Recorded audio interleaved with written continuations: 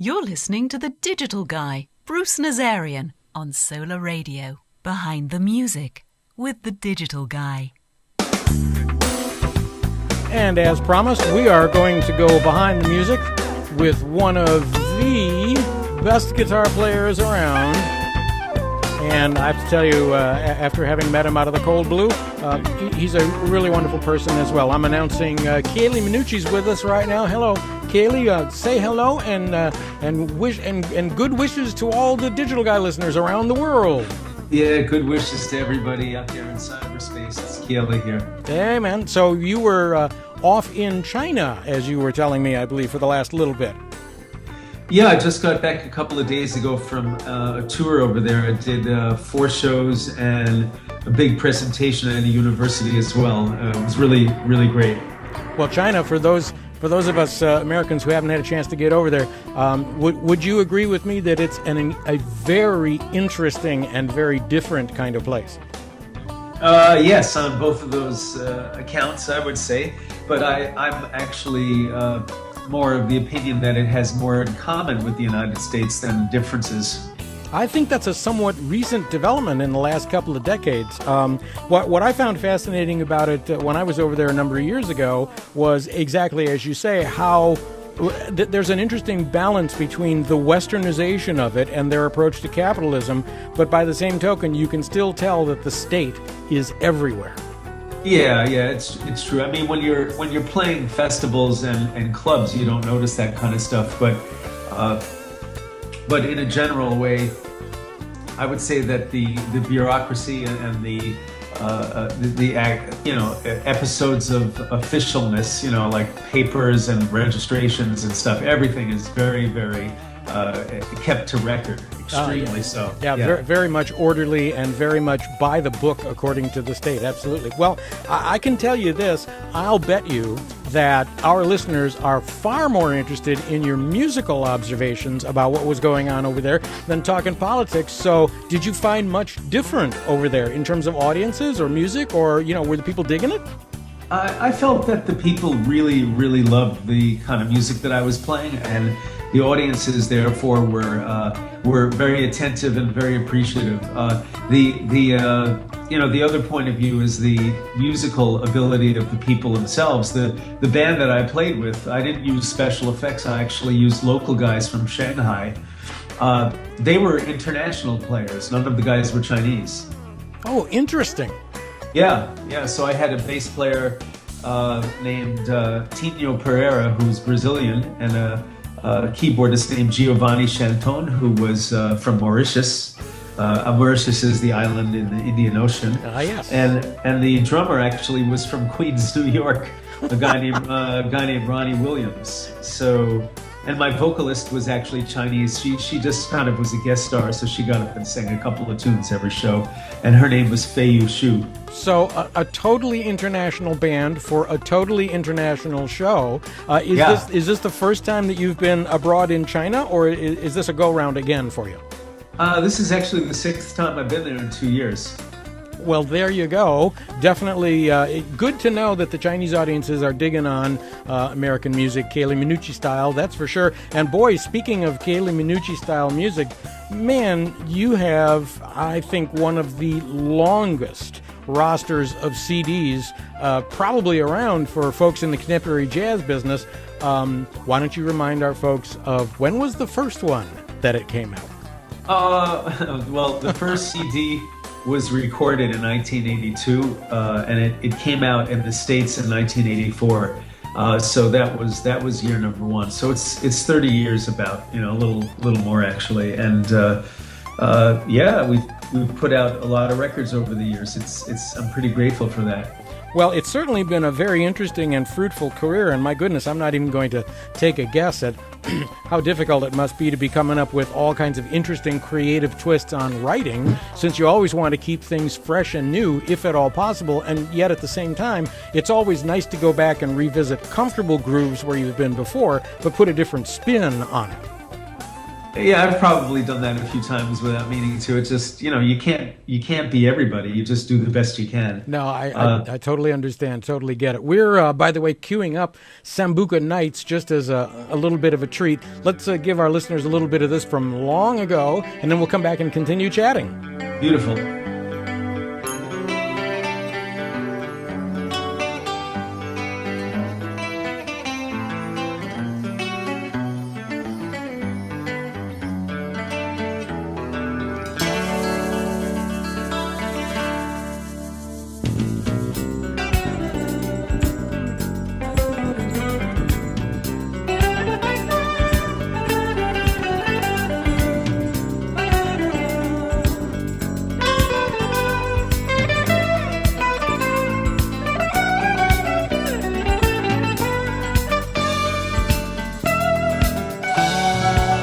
Well, I want to keep you on air as long as possible so we can talk about all this wonderfulness that you've created over the years. So can you tell us a little bit about what was special about the very, very first Special Effects album that we're listening to right now? A track from, I should say.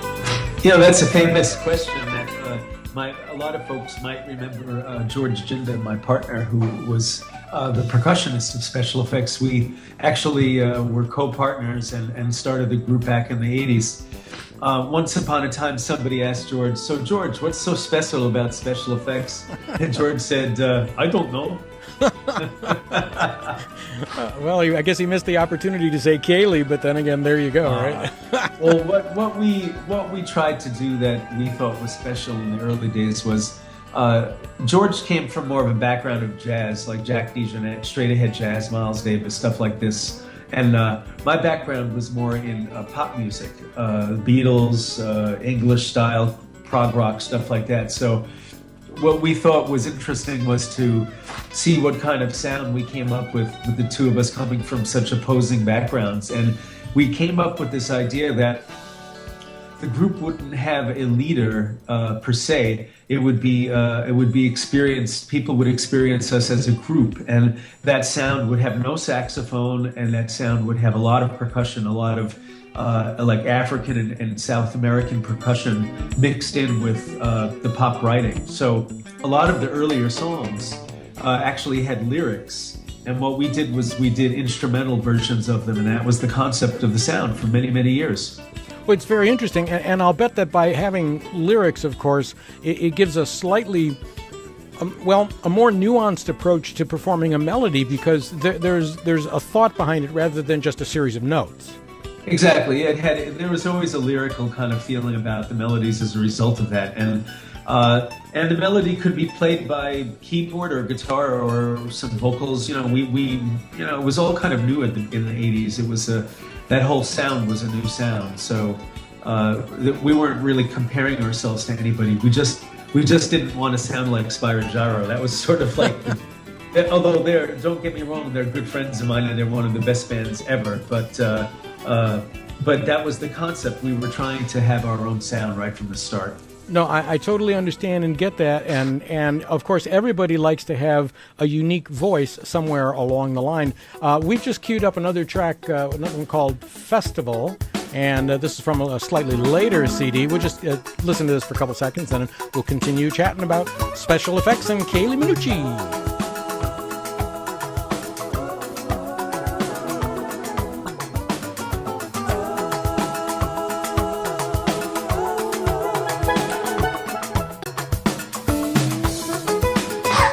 So our listeners are definitely hearing that there's a ton of percussion going on. I think I hear a pronounced African influence in this particular track. So clearly the world percussion and not your typical smooth jazz band approach worked, and it worked consistently. This is an album now from 1991, Piece of the World. It's funny that you play it. I just played this song in China the other day.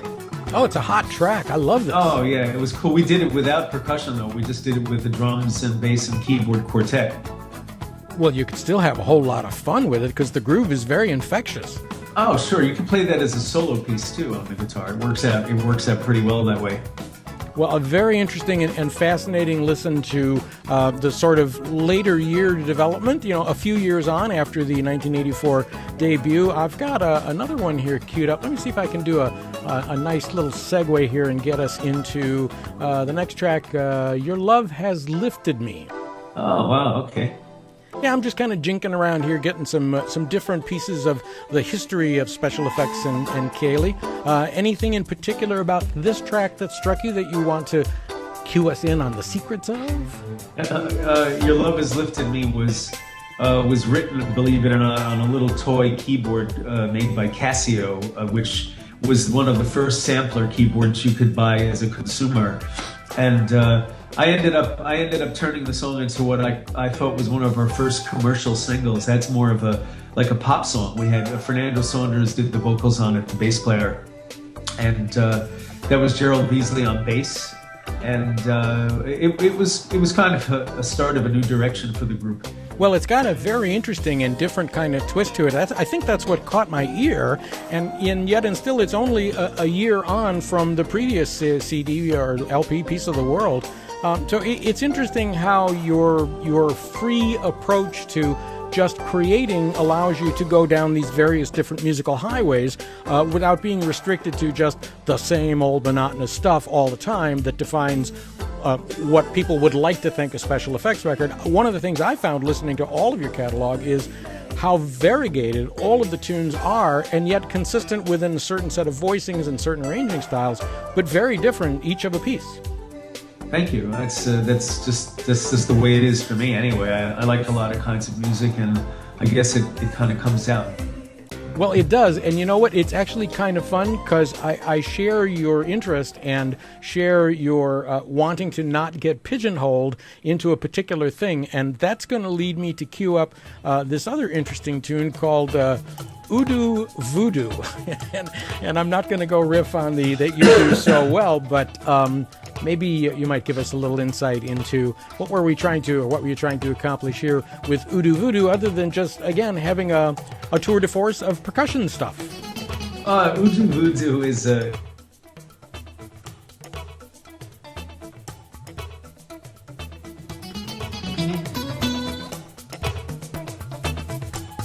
the studio, and Oodoo Voodoo featured the Oodoo drum, which is a giant gourd kind of ceramic drum that you'll hear when you play the track. And he basically laid down an Oodoo groove, and I wrote stuff on top of it. Again, a very interesting and sort of unexpected and unique twist.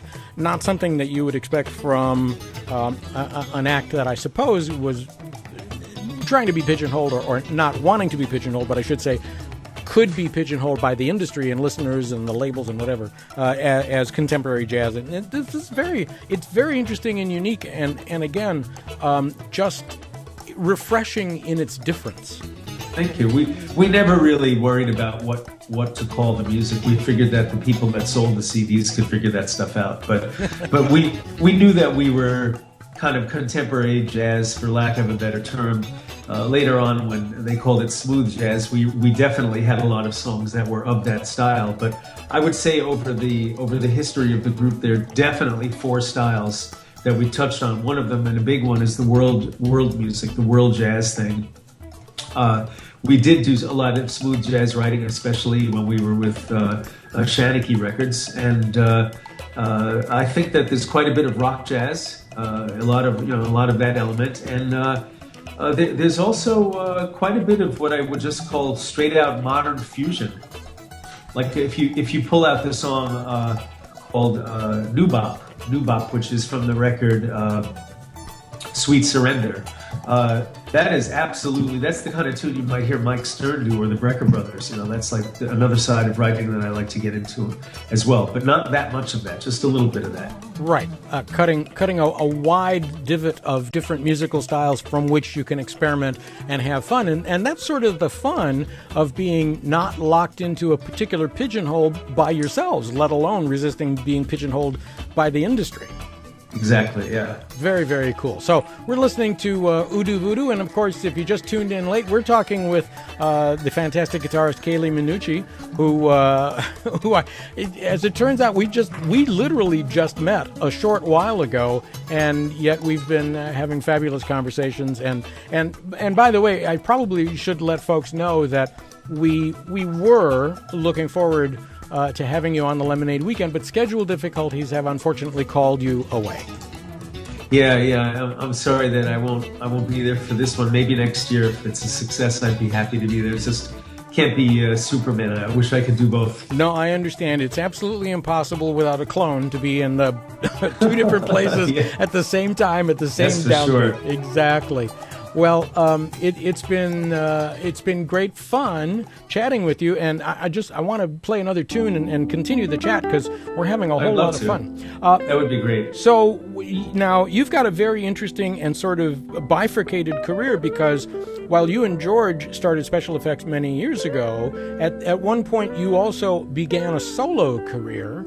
And maybe you could give us an idea of how that happened, because from what I'm seeing, you branched away for a while and then came back to the Special Effects identity in more recent years. It was in the mid-'90s. George and I decided to part ways temporarily, and I did a record called Jules, which was, in a way, it was a collection of music that George didn't really agree to put out as special effects. So that was how it kind of started out. And he also did a solo record back then. And well, I continued to do solo records. And what happened was that George got ill and never was able to perform again. And this is about 17 years ago I'm talking about. So ironically, I ended up in a position where I was releasing solo records, and also I was brought back to be the producer for special effects. So I ended up having two parallel careers going at that time. Well, I think everyone would admit that you have acquitted yourself incredibly well to pick up the vision that you and George had from all those years ago and follow on with the later releases from Special Effects. They are equally superb with the earlier material and, of course, sound a little bit more contemporary in terms of sounds and choices, but certainly right down the pocket of what you guys were doing all along. Thank you. Yeah, I'm pleased with the new sound. Also, the new record right now has, I think, I kind of tip my hat to a lot of the styles. Plus, I touch on a few new things that we've never done before. Well, let's cue up one of those from what I think is the most recent record that I've been playing here. A little thing called Crazy Eights from Genesis. A little guitar tour de force there. And funky, which is the way we like it.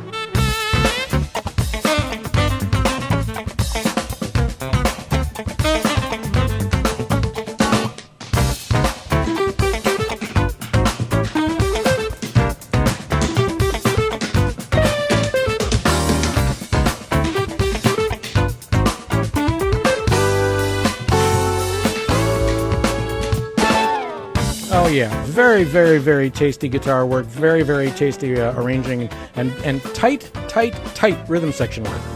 Yeah, that's a deceptively tricky tune to play live. Oh, I can imagine. yeah, I've been doing it live all year, and we still haven't really gotten it just as good as that recording. That's Omar Hakim on drums, by the way. I thought I heard a little funky backbeat snapping around in there somewhere. Yeah, that's Omar, who's been our secret drummer for many years, also. Very tight, very, very exceptionally tight rhythm section.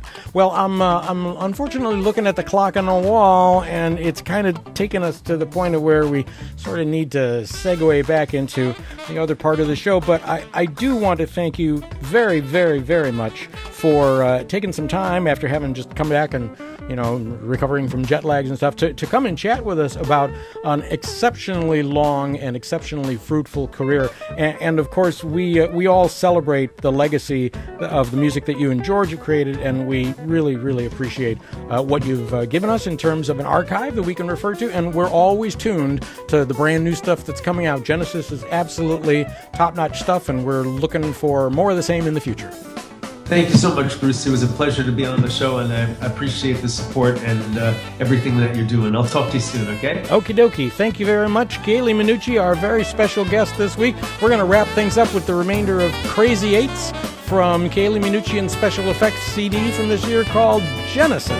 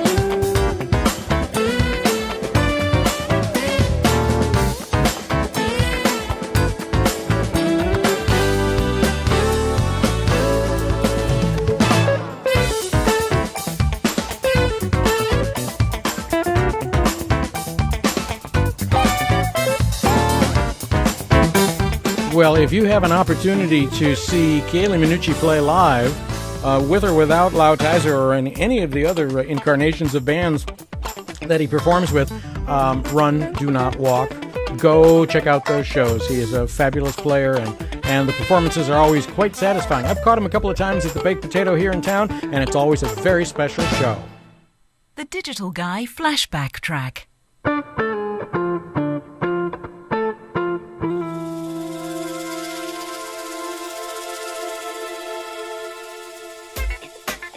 Now, Kaylee's not expecting this, but I figured we'd just keep a little bit of the vibe going as we pick up a few other tracks from special effects from across the years. This is from the Body Language CD in 1995, track called Night Rhythm. I know you're going to dig it.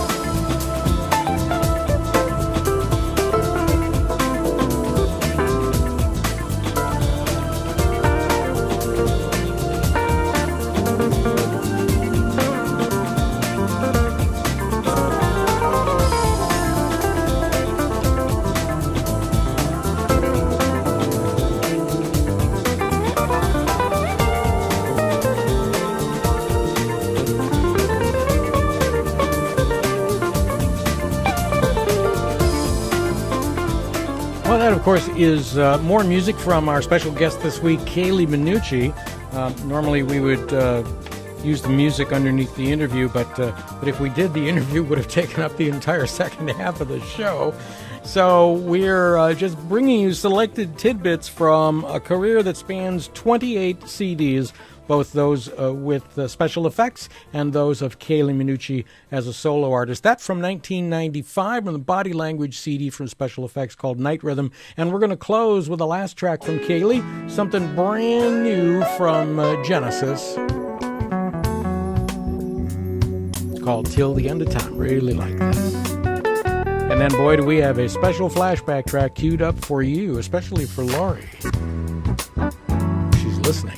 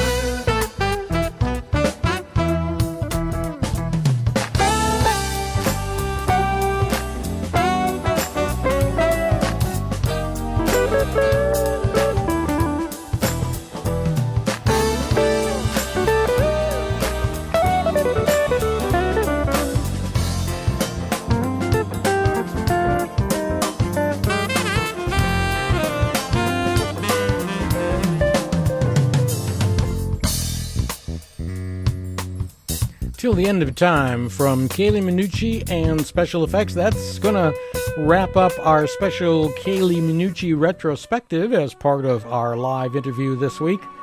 And we, again, send our very special thanks out to Kaylee for dropping by live and chatting and spending some time and giving us some insight into his very long and outstanding career.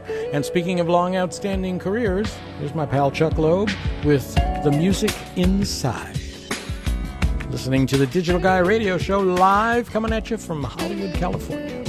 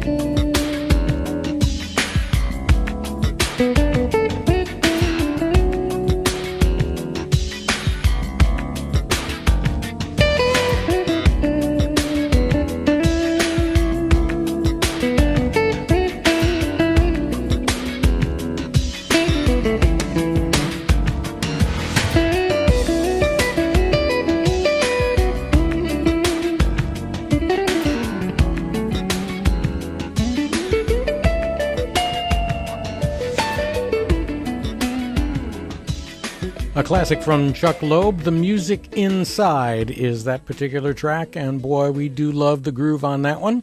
And you're listening to the Digital Guy Radio Show, where we try to keep those grooves rocking all the time. We're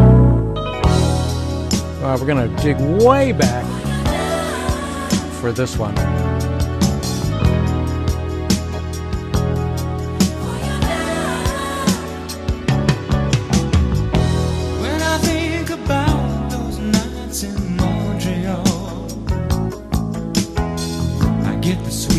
Thoughts of you and me, memories of love above the city lights. Ooh, I've tried so hard to take it, but alone my heart won't make it. I just wanna stop and tell you what I feel about you, babe. I just wanna stop. I never wanna live without you, babe. I just gotta stop for your love,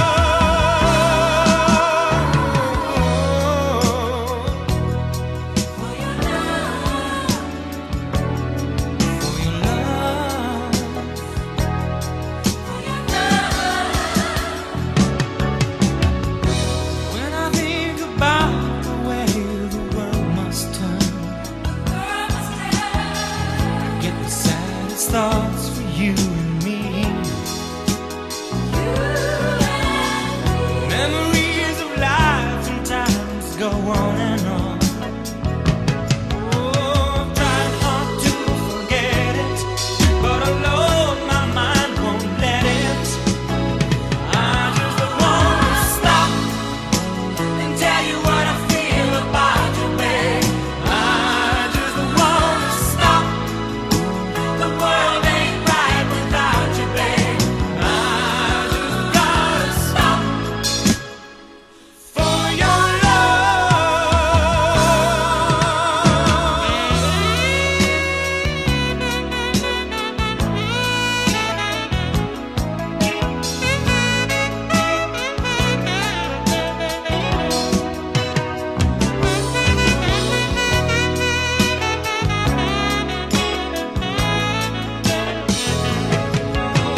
tried so hard to take it, but alone my heart won't make it.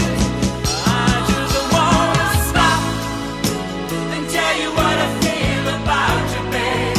I just wanna stop. The world ain't right without you, babe. I just wanna stop for your love. Stop. I just wanna stop.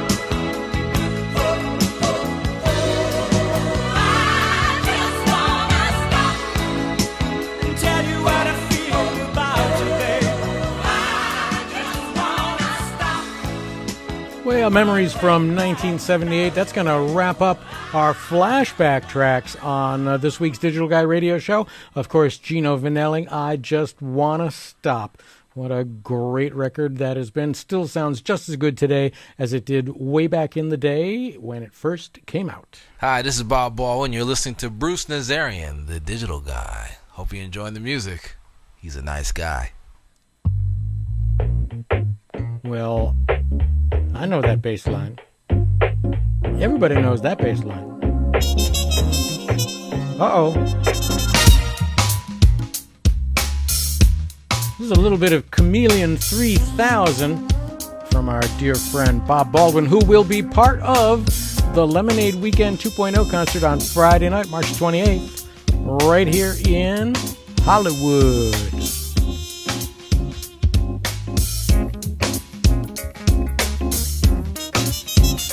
Huh.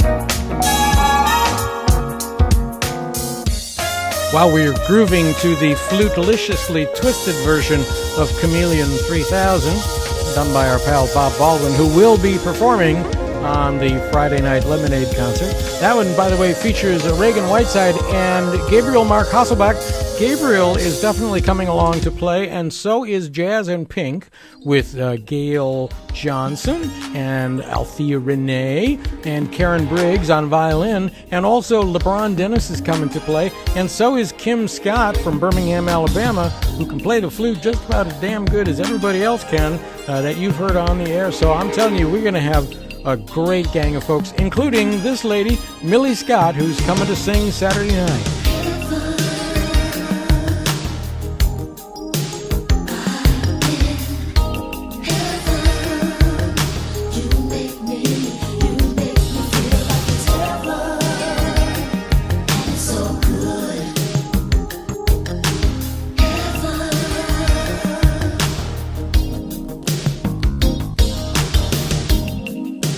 Tender love of mine,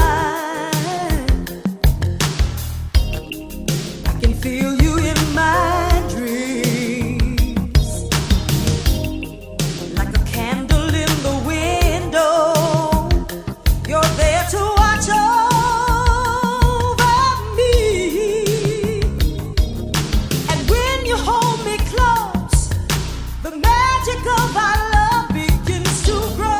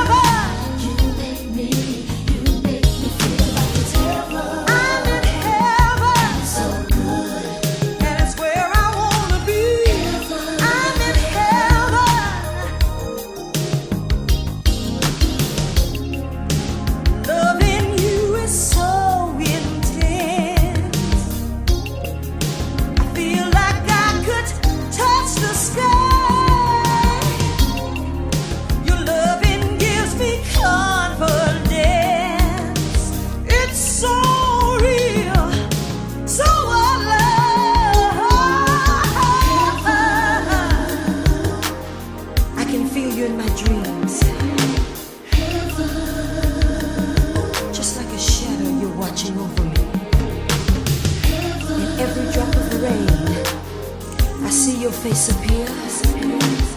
I could never love another, not in a million years.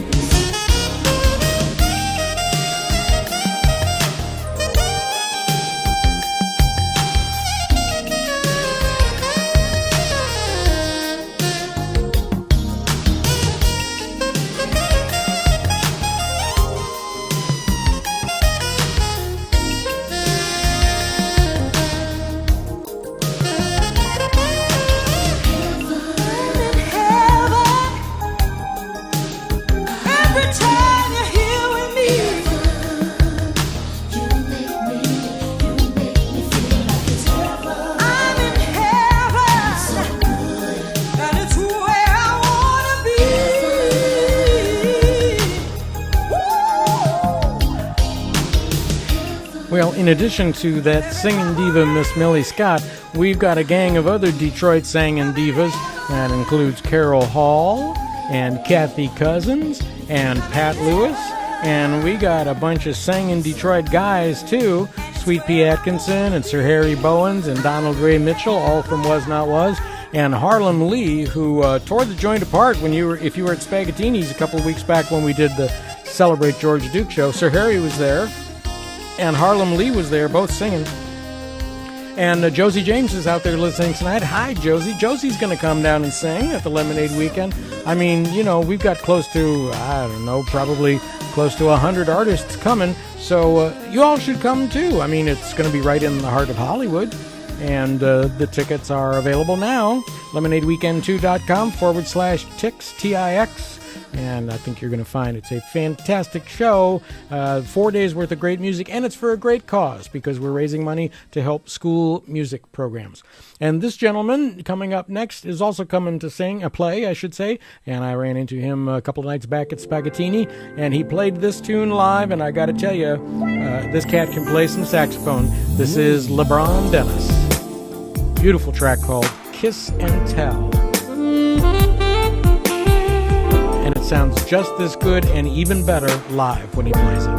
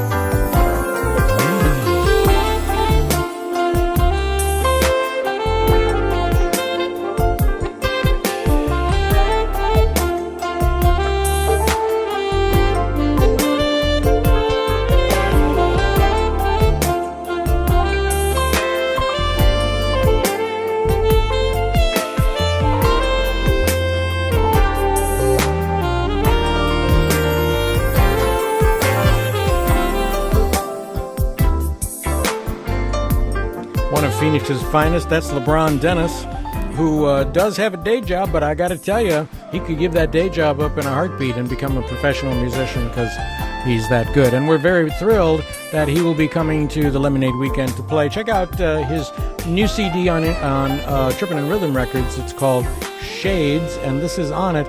Fine saxophonist, Mr. LeBron Dennis. Beautiful track called Kiss and Tell. You're listening to the Digital Guy Radio Show, where we try to You're play and listening tell. to the Digital Guy. Well, play and tell all the music that it is, so you know which artists you're listening to and what you should go out and check out and go buy and add to your collection. There's something brand new from an artist named Sherry Hall. A track called B-Side. It features Marcus Mitchell. Interesting vocal. I like this a lot. Miss Sherry Hall. If you told me that you loved me and you showed me that you cared, and that you couldn't live without me, and that you always want me near, then I might believe we could be more than lovers, and I just might see we could be going somewhere great. But when you're with me, I feel like I'm a woman who's living on the B-side of your life. If you told me that you need me and you respect what I have to say,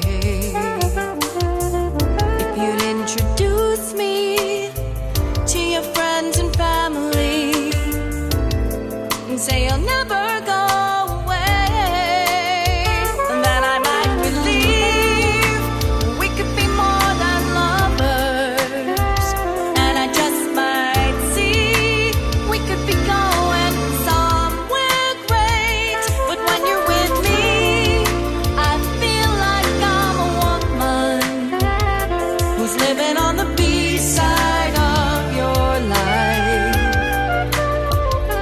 I'm living on the B-side of your life.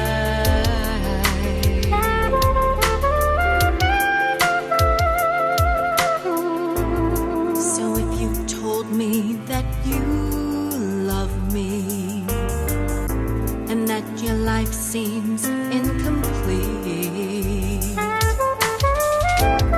unless your hand is holding my hand as we're walking down the street, and then I might believe we could be more than lovers, and I just might see we could be going somewhere great. But when you're with me, I feel like I'm a woman who's living on the B-side of your life. I'm living on the B-side of your life. I'm living on the B-side of your life. I'm living on the B-side of your life.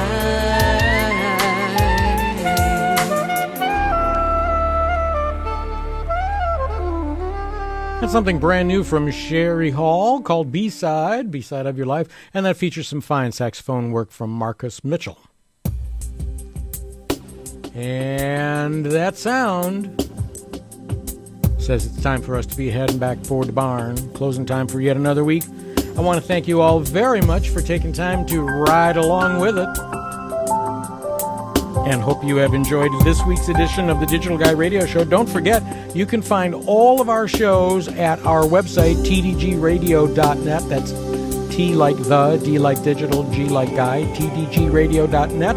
And we have all of our interviews posted there as well, and a podcast link, so that if you are inclined to do so, you can download our shows into your iTunes and take them with you wherever you go, just like Robert Fertel and Magdalena Kovantseva from Three Style do when they're out on the road. They take the Digital Guy Show podcast with them, and we're happy that they do, and happy that you can come along with us whenever it is that you're listening to us. We get about 7 rebroadcasts of the Digital Guy Show each week. Till next time, on behalf of myself, Dennis Poole, we'll say so long. Please remember to take care of the artists whose music that you love, because you're all they've got. Bye-bye now. See you next week.